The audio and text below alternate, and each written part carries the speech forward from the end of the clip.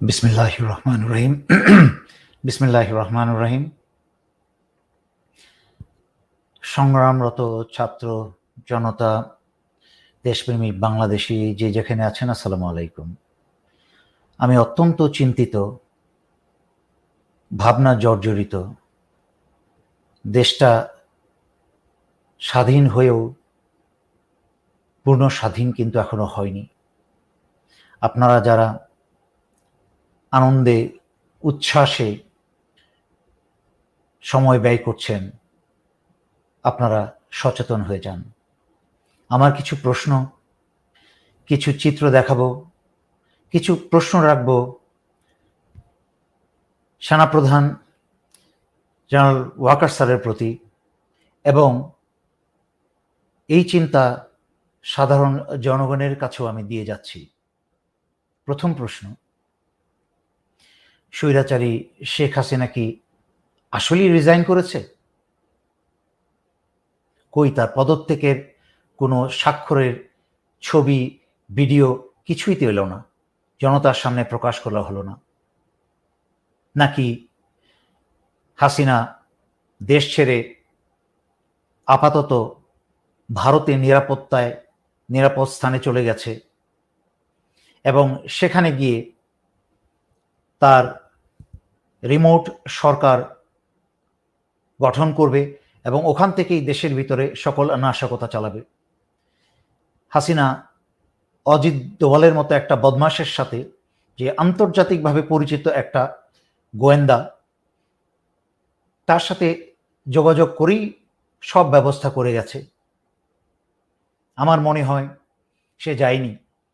এখন ভারতীয় গোয়েন্দা সংস্থা রকে দিয়ে বাংলাদেশে হত্যাকাণ্ড চালিয়ে এবং বাংলাদেশে হিন্দুদের বাড়িতে এবং হিন্দুদের উপর আক্রমণ করে এটাকে একটা আন্তর্জাতিক বিষয় বানিয়ে ভারত ইন্টারফেয়ার করার চেষ্টা করবে, ক্ষমতাটা পুনরুদ্ধার করে আবার হাসিনাকে বসানোর জন্য।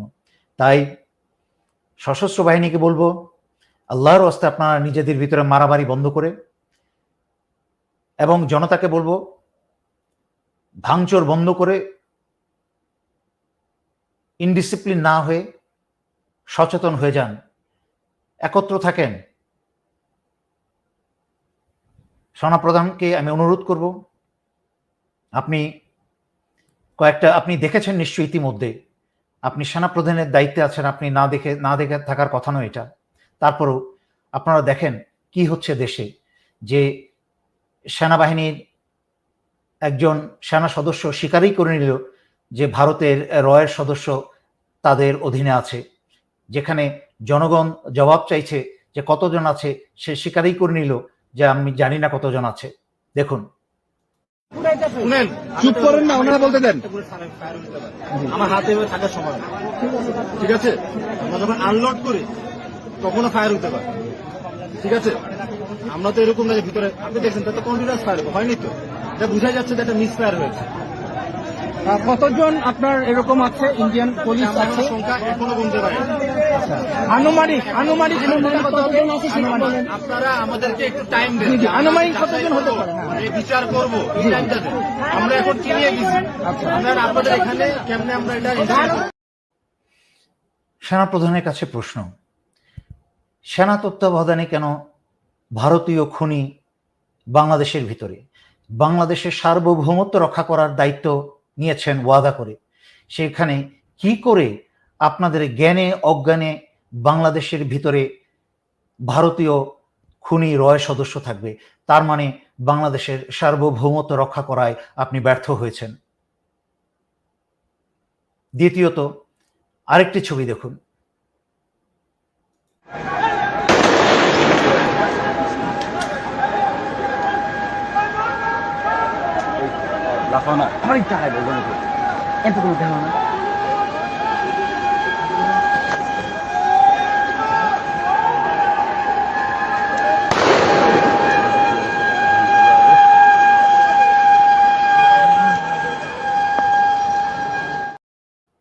গুলি ছুটতে ছুটতে স্বাধীন বাংলাদেশের বুকের উপর দিয়ে কারা এরা চলছে, কি করেই চলছে? সমগ্র বাংলাদেশে এত বড় একটা সশস্ত্র বাহিনী থাকতে কি করে বাংলাদেশের ভিতর দিয়ে মহড়া চালিয়ে উন্মুক্তভাবে গুলি করতে করতে ভারতীয় রয়ের খুনিরা চলে? কি করে চলে আমার মাথায় আসে না। এমনকি বাংলাদেশের সাধারণ জনতার কাছে রয়ের অস্ত্র ধরা পড়েছে, রয়ের সদস্য ধরা পড়েছে। দেখুন র, এই যে একদম র এর গুলি, এটা দেখছেন? এটা নাম কি জানি, AK-47। এটা কিন্তু ওপেন, একদম ওপেন ফায়ার করে। এই যে দেখছেন, ওপেন ফায়ার করে। ম্যাগজিন আছে, দেখছেন? এই যে ম্যাগজিনটা খুলে রাখছে, দেখছেন?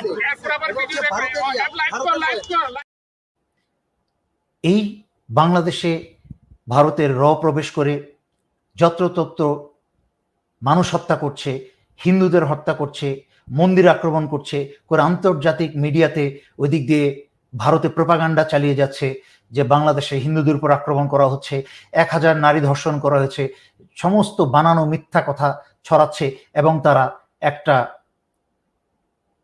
চিত্র তুলে ধরছে, দেখাচ্ছে। এই দেখেন একটা উদাহরণ, এরকম হাজার হাজার ঘুরে বেড়াচ্ছে সমস্ত কিছু মিথ্যা ন্যারেটিভ তৈরি করে বাংলাদেশে ভিতরে স্বাধীনতায় সার্বভৌমত্ব হস্তক্ষেপ করতে।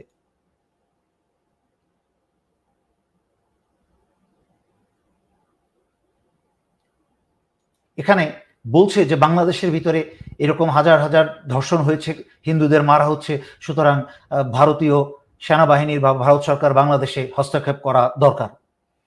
এগুলো ন্যারেটিভ তৈরি করে সারা দুনিয়ার সামনে দেখাচ্ছে।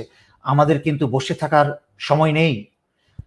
স্বাধীনতা অর্জন করতে করতে কিন্তু আবার স্বাধীনতাটা হারিয়ে যাচ্ছে। আমি বারবার সতর্ক করছি, বিজয় কিন্তু ছিনিয়ে নিয়ে যাচ্ছে। মাননীয় সেনাপ্রধানকে অনুরোধ করব, ভুলে যান সব অতীত।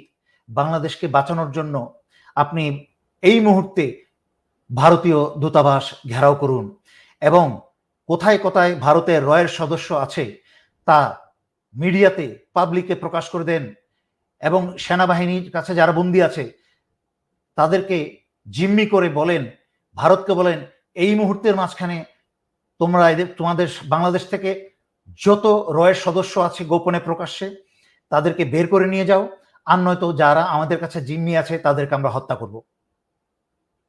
প্লিজ করেন এটা। আর বাংলাদেশের নাগরিক যারা যেখানেই ভারতীয় নাগরিকদেরকে ভাড়া দিয়েছেন তাদের ঠিকানা যাচাই বাছাই করুন, তাদের পথ কোথায়। তারা যদি বলে তারা ভারতীয় দূতাবাসের কোনো, তাহলে ধরেই নেবেন যে তারা রয়ের। 1 ঘন্টার সময় দিন তাদেরকে আপনি বাড়ি ছাড়ার জন্য, আর নয়তো আপনাদের বাড়িঘর উড়িয়ে দেওয়া হবে। তার জন্য আপনাদেরকে জবাবদিহি করতে হবে, আপনাদেরকে অনেক ভোগান্তি সামনে আছে। সুতরাং এই ভারতীয় রকে যেখানেই পাবেন সারা বাংলাদেশে এদেরকে সোজা কথায় এদেরকে শেষ করে দেন। আমার এই কথাটা প্রত্যেকটা ছাত্র ছাত্রীর কানে পৌঁছে দেন, বাংলাদেশের প্রতিটা মানুষের কাছে পৌঁছে দেন। আপনারা স্বাধীনতার বিজয় উল্লাস বন্ধ করেন। স্বাধীনতা এখনো হয়নি। এখনো আমি বহুবার ব্যাখ্যা করেছি, গত 2-3 দিনের লাইভেও ব্যাখ্যা করেছি আমি, যে সেনাবাহিনীর একটা ট্যাকটিক্স আছে যে একটা জায়গা দখল করার পরে সেখানে আরো কি বলে আরো প্রহরী মোতায়েন করে চতুর্দিকে যেন পাল্টা আক্রমণ না আসে। কিন্তু আপনারা তা না করে, সচেতন না হয়ে আপনারা ভাঙচুর, লজ্জিত হওয়া উচিত আপনাদের।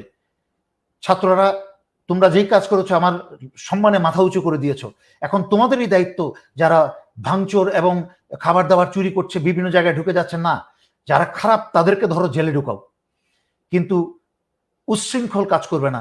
শৃঙ্খলা যখন ভেঙে যাবে তখন কিন্তু কোনো কিছুই তোমাদের নিয়ন্ত্রণের মাঝখানে থাকবে না। তখন ছাত্রলীগ তোমাদের হয়ে ঢুকে কিন্তু তোমাদের বদনাম করবে। সচেতন থাকতে হবে। এই মুহূর্তে কিন্তু খুব সেন্সিটিভ একটা টাইম। তাই আমার কথা শোনো, ছাত্র নেতারা যারা যারা পারো, আমার কাছে আমার ফেসবুক ইমেল অ্যাড্রেস দেওয়া আছে, ফেসবুক পেজ থেকে তোমাদের নাম্বার আমার কাছে পাঠাও, আমার সাথে সরাসরি যোগাযোগ করো। এখন তোমাদের কারো টেলিফোন মনিটর করার মতো কেউ নাই, কারণ এখন সবাই ছেড়ে দেমা কেঁদে বাঁচে দৌড়াচ্ছে। এবং ভারতীয় যে বহর দেখলে যাচ্ছে, এরা মনে হয় বাংলাদেশ ছেড়ে পালাচ্ছে, কিন্তু এদেরকে পালাতে দেওয়া যাবে না। ওরা গুলি করে করে রাস্তায় ভয় দেখিয়ে দেখে পালাচ্ছে। এখন সারা বাংলাদেশের, আমার মনে হয় এই যে লাস্টের যে ভিডিওটা দেখালাম যে গুলি করতে করতে রাস্তার উপর দিয়ে যাচ্ছে, আমার মনে হয় আমি গাড়ির পিছনে কিছু বিছানাপত্র দেখলাম মানে এরা তো আবার স্বাধীনতা যুদ্ধের সময় যেরকম নামকা আছে 13 দিনের জন্য এসে সব চুরি করে নিয়ে গেছে, বাংলাদেশের চুরি জিনিসই চুরি করে গাড়ির পিছনে ওরা আবার বালিশ কোটরা এগুলা নিয়ে যাচ্ছে। তার মানে এরা সীমান্তের দিকে যাচ্ছে, অথবা দূতাবাসের দিকে যাবে, সেখান থেকে সীমান্তের দিকে যাবে।